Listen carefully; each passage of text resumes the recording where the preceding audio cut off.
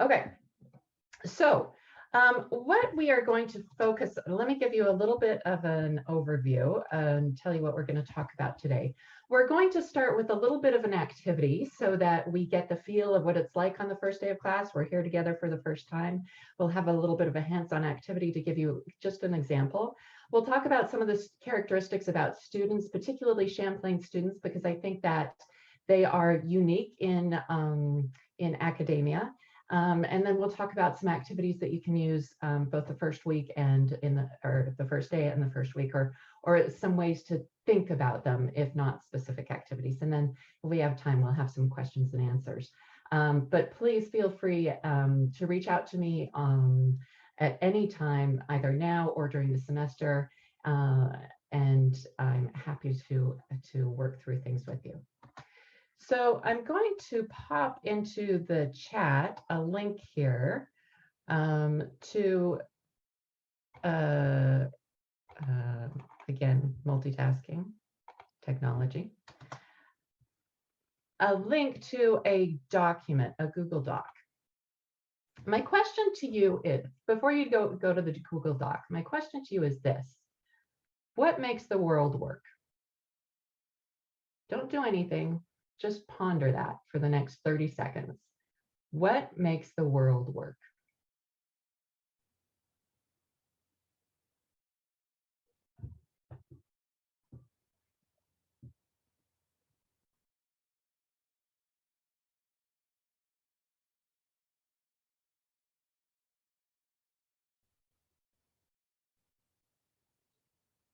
All right, what I'd like you to do now is to go to that Google Doc, and I'd like you to just throw down your ideas. Now, we are not thinking about grammar, we're not thinking about structure, we're just really trying to kind of generate a few ideas.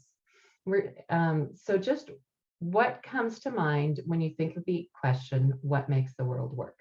So just jump in anywhere on that Google Doc and take 2 or 3 minutes and write down your ideas.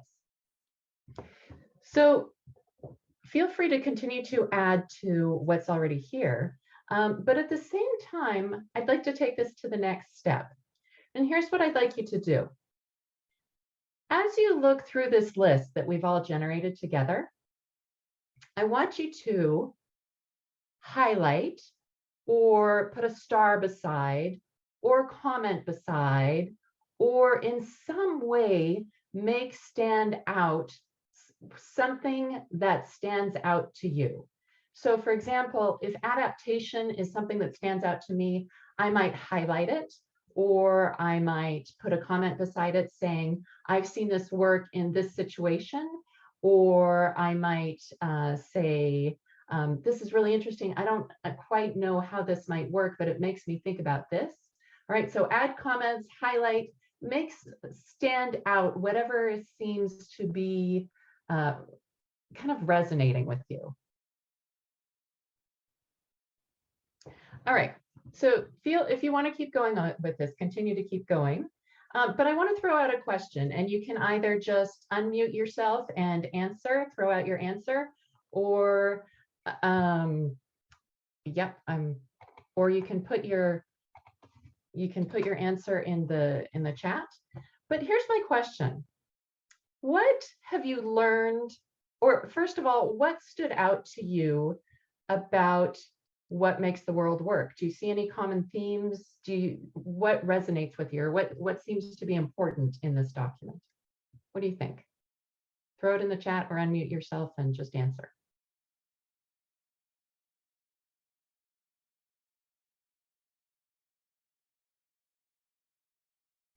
Interactions.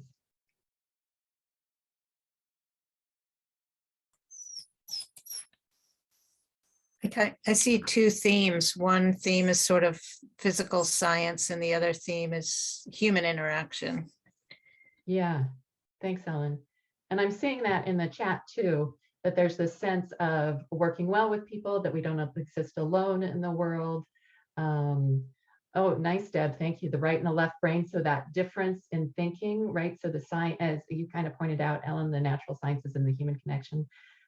So yeah, so we've been together for well, you all have been together longer, but I've been with you for the last 16 minutes.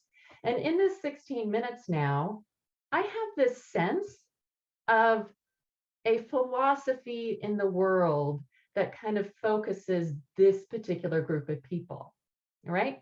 So if we think about this as a pedagogical activity, what advantages or what things stand out as being useful in this activity? Again, throw your answer in the chat or unmute yourself and jump in.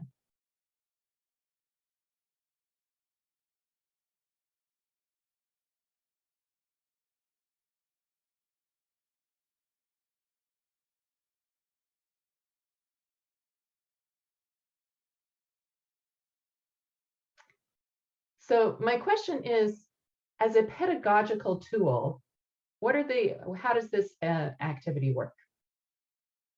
So it's engaging, we get to know our students.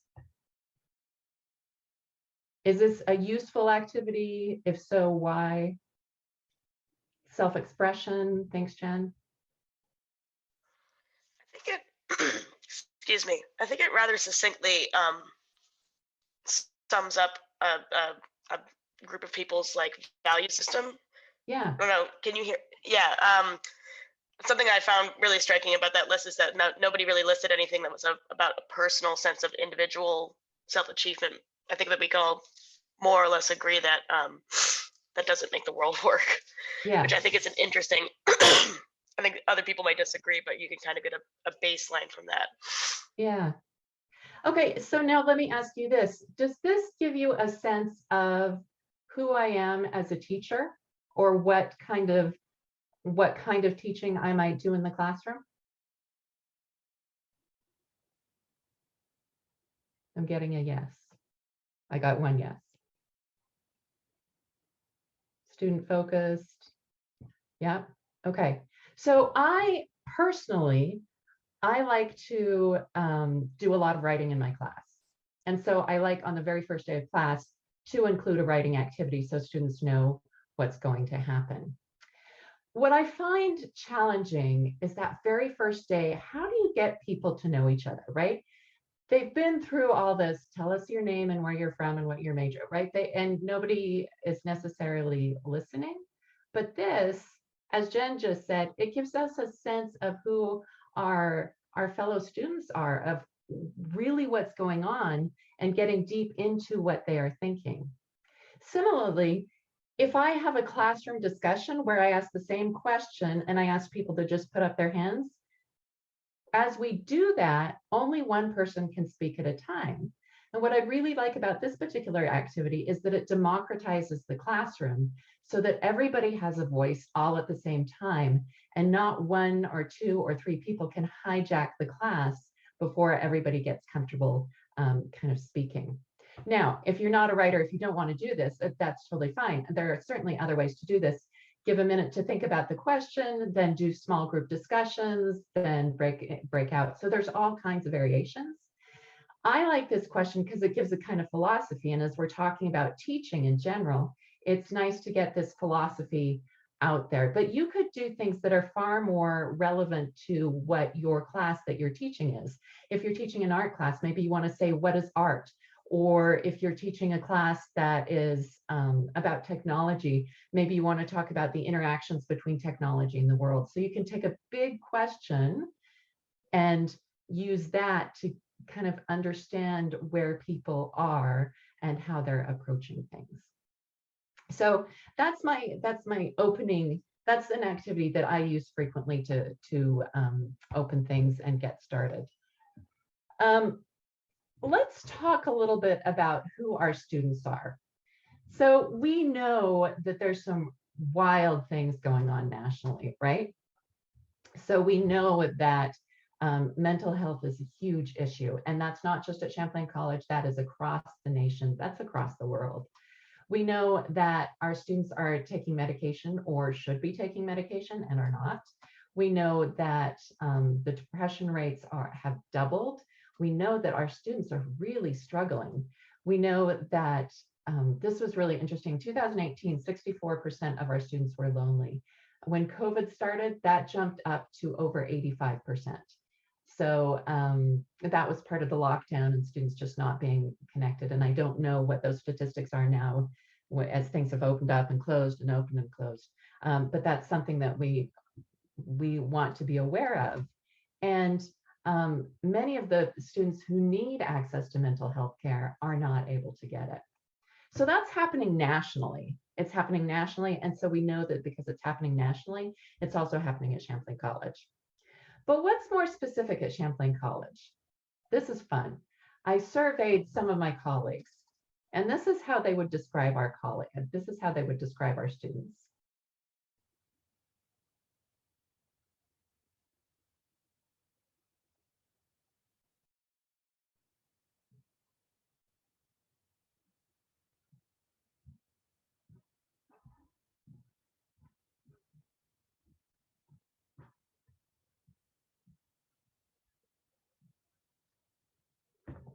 So what does this tell you? You read between the lines. What does this tell you about Champlain students? What can you extract from all of this? They are not traditional academics. I would totally agree with that. They are not traditional academics. If you are looking for students who love to sit through a good lecture and take notes and study, not our students. They are not traditional students, but they're super smart and they are super engaged when it's something that they think is relevant to what they want to do, right? And they will keep you on your toes and you've got to make it relevant for them. And if it's not, they're going to let you know. If they think it's boring, trust me, they'll let you know. I teach in the core division, which is our interdisciplinary liberal arts program. And you can think about how you might have felt about your liberal arts classes, your history classes, philosophy classes, right? Nobody wants to take those except the intellectuals. So those of us who end up teaching in there. So I get to hear a lot about how students feel about their classes. And they are not shy in telling us. So with this in mind, actually, I think I'm going to stop sharing for a moment. With this in mind, let's think about what we might want to do on the first day of class. Traditionally, we talk about the syllabus, right? We might come in and say, here's the syllabus, and we read through the syllabus, and now everybody understands it. Given what we understand about our students, what are some alternatives to just reading through the syllabus? What do you think? Let's brainstorm some ideas together. Syllabus scavenger hunt. Yeah, has anyone ever done that before? Was that you, Jen, who said that? Yeah, that was me. Yeah, can you say more about that? It was a suggestion. So I'm teaching integrated primary curriculum. So we are doing lots of activities all the time. But I'm working with Kathy, who has taught the class before, and that was one of her suggestions that, to do something like that. I imagine it would be, can you find this assignment, or, have them work in pairs to get to know each other or something like that. Yeah, so what's really nice about that is you can do small groups or pair work to do that. So at the same time, they're getting to know each other and they're getting into the syllabus. And with the scavenger hunt, you can give them specific things that you want them to focus on. So if you want them to know what the first due date is, you can have them find that, or the attendance policy, or whatever it is. So you can really have them focus on that. I love that idea. Other ideas? I'm teaching advanced journalism, so it's a really obviously a specific group later in their college education, their years here, and it's focused on really just they're going to be writing stories pretty much through the. But I thought that I would ask them to come to class, or I can ask them the day of their favorite writers, their favorite journalists, and why. It's a small group, so I think it would give people time. Won't have that. I like what you said about multiple voices at one time, but I want everybody to hear from everyone too. Yeah. So, and know who they're hearing from, and I want to get to know them. So I thought that would be a way, and I was going to ask them why they chose journalism and what they want to get out of the class. Is that too traditional? Is that boring? What I really like about that is having them bring in their favorite author or their favorite writer, something they really like. And what I really like about that is that it connects to the content of the course, right? So often we get these introductions that are, throw the ball across the room to somebody's name to learn someone's name, right? That gets you to learn someone's name. And I think that's great in student life activities. But in a classroom, if we can connect it to the actual learning, I think that's really powerful and really sets the tone for learning. So I love that idea. Thank you. I need that encouragement. I'm on the other end of communication. Yeah. So I've got the 100 class, and we're going to start doing what we'll do every single class, which is working together in groups that will change, but they'll be making a communication map and trying to figure out as many of the pieces in geography and components that they have to navigate as possible, and then comparing them with the Yeah. other group. Yeah. Yeah. And in fact, Deb, thank you for that, because what the literature says is that the things that you do, the way that you teach normally, you should be teaching that way on the first day of class. So if you normally do group work, then do group work on the first day of class. And that way students get used to it right away. There's essentially two goals in your first day of class or your first week of class. And that the first one is that you make expectations clear. And the second, both for the students and for yourself, right? So they might have expectations of you that are like, if they want you to bring chocolate chip cookies to class every week, then that might not be realistic, although I would love it, but might not work. So you have to make sure the expectations are clear for both the students and faculty. So that's the first goal. And then the second goal is to get to know the students, right? So that's where something like the writing activity we did comes in. That's where something like what you're talking about, Carolyn, with bringing in a favorite writer to things like that comes in. And setting expectations, I think that's where what you're talking about, Deb, that comes in. The expectation is you will work in a group. You will do this. And so you set those things. So what are some other ideas of things that you would like to try out for the first day of class? Or what are some questions that you have that you're not sure about for the first week of class that you want to try out? I can go to a list otherwise. Miriam, I do have a question, and I hate to ask this because it won't be true for probably most of the folks here, but I have a seminar-oriented class, so it's a 3.5-hour class. Not quite 3, once a week, and it's an evening. So dynamics, I think, are really different at that time, and I'm not entirely sure what to expect about that. And I also, because it's such a long class and we only meet so often, I wasn't sure how much to cover. Should I still keep that first class an intro class? Should I try to get started on anything? I won't see them again for another week. Yeah, so that's a great question. Personally, I have the same situation. Mine are afternoon classes, but they are the 3-hour blocks. So when I do that, what I like to do is spend the first hour actually getting into material, so that they're fresh. That first hour of class is the best you're going to have them all semester. That is the most engaged they are going to be.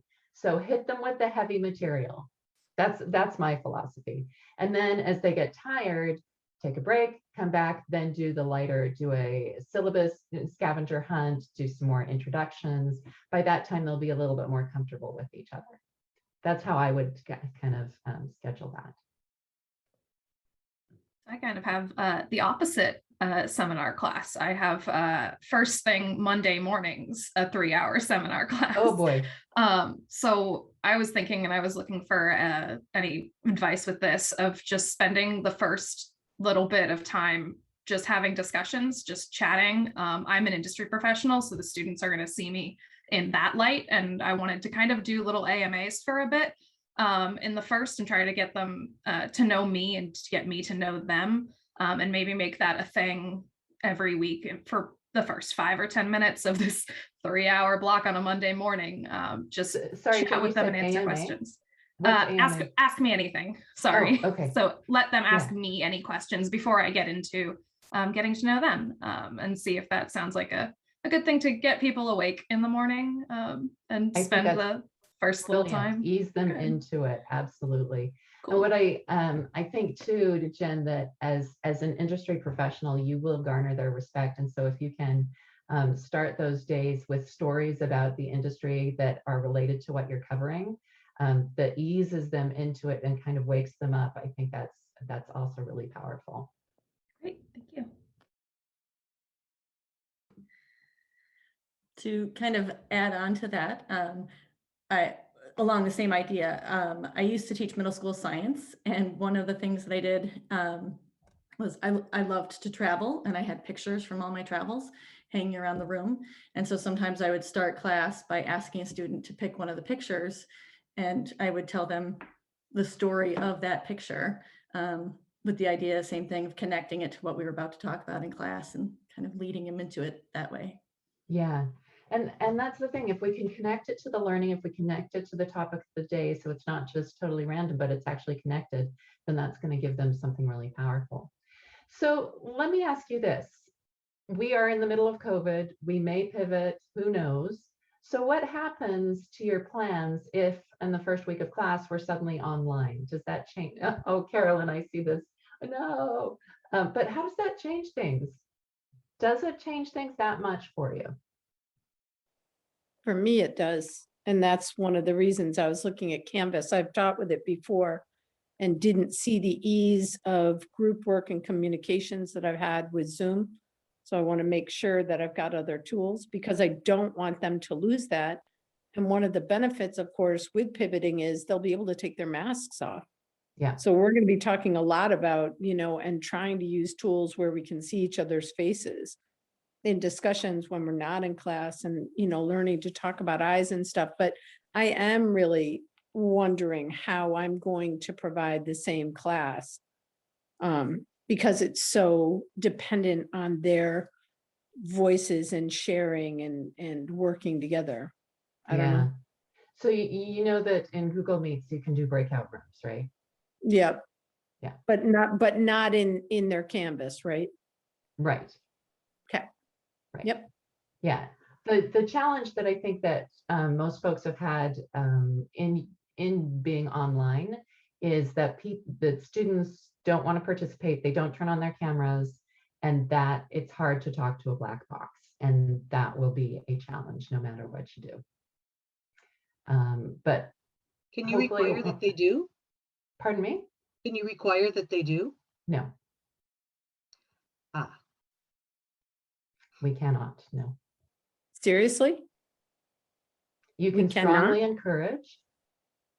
You can offer bonus points. You can strongly encourage, but you cannot require it for privacy purposes. Interesting. Yeah. Yeah. So, who knows what's going to happen, but that and certainly if anything does happen, we will hope that it's only for a couple of weeks. And sometimes it people are able to relax a little bit more because, Deb, as you said, we can see people's faces if they turn on their cameras, and they can feel a little more comfortable drinking their coffee at the same time and things like that. Again, it's every class dynamic is going to be different. So you walk into class the first day. Do you walk in 5 minutes early? Do you walk in on the dot? What do you do?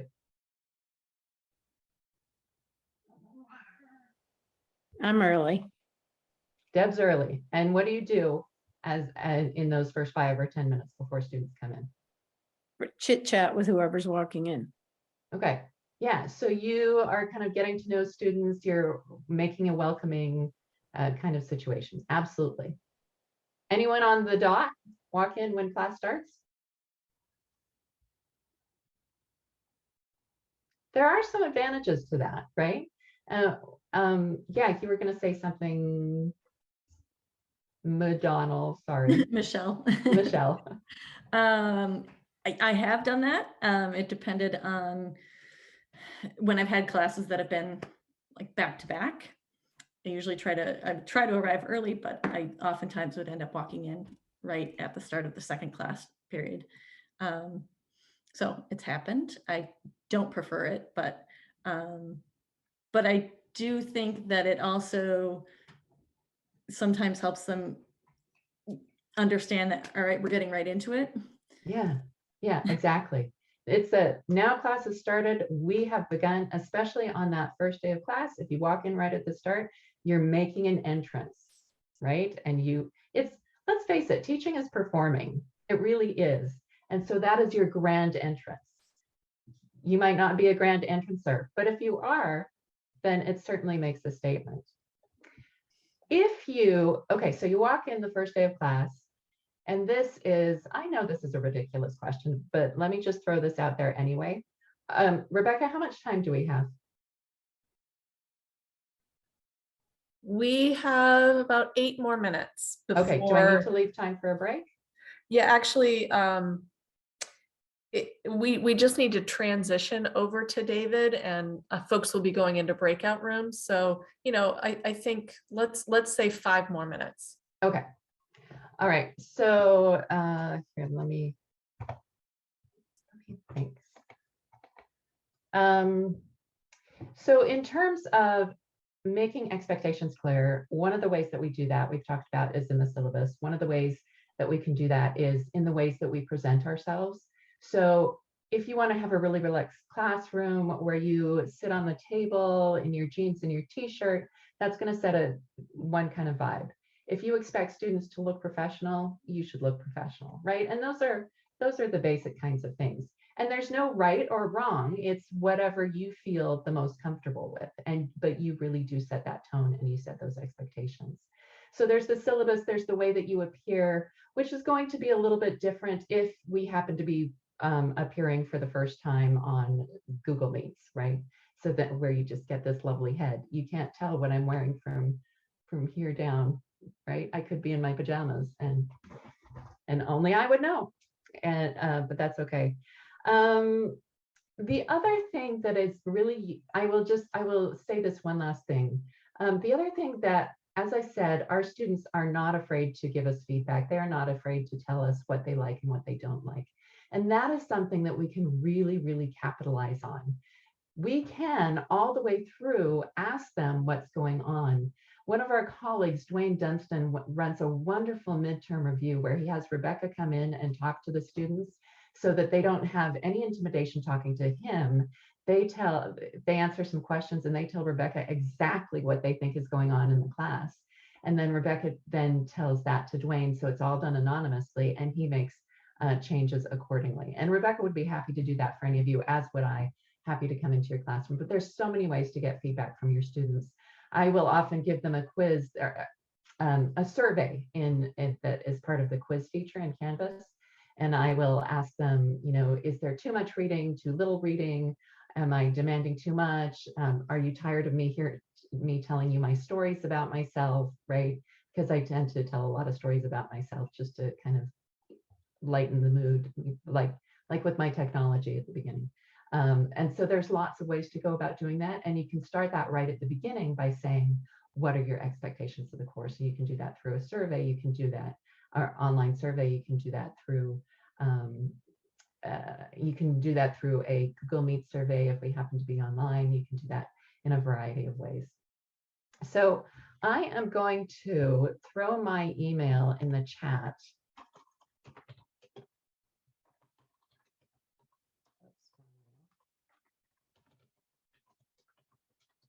And I would encourage you, if you have any questions, if you want to brainstorm ideas, please feel free to reach out to me.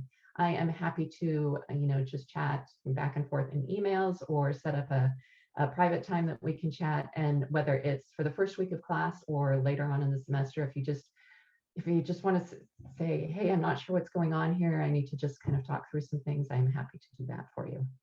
I know that you are going to be talking to David next, and so I will leave you with this, and thank you today. Thank you for your time. Thank you for getting me back in front of people after a very isolated break and helping me prepare for the semester.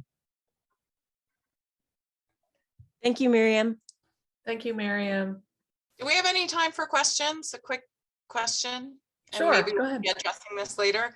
So my question is, I like the idea of making an entrance, but I'm concerned about the technology and not having access to the classroom potentially, and the, you know, the technology that's in the classroom, the projectors and things like that. So is that something that we're gonna have an opportunity to practice or kind of get an overview on, so that our first impression is not really, you know, like, oh my God, Right. you know, I mean, you Right. see that a lot and that's fine. But I would feel better if I had a little bit more So you're talking about, experience. Yeah. you're talking about if we go remote, or you're No. talking about in general, just using the what's there? Okay. Yeah. So, Yeah.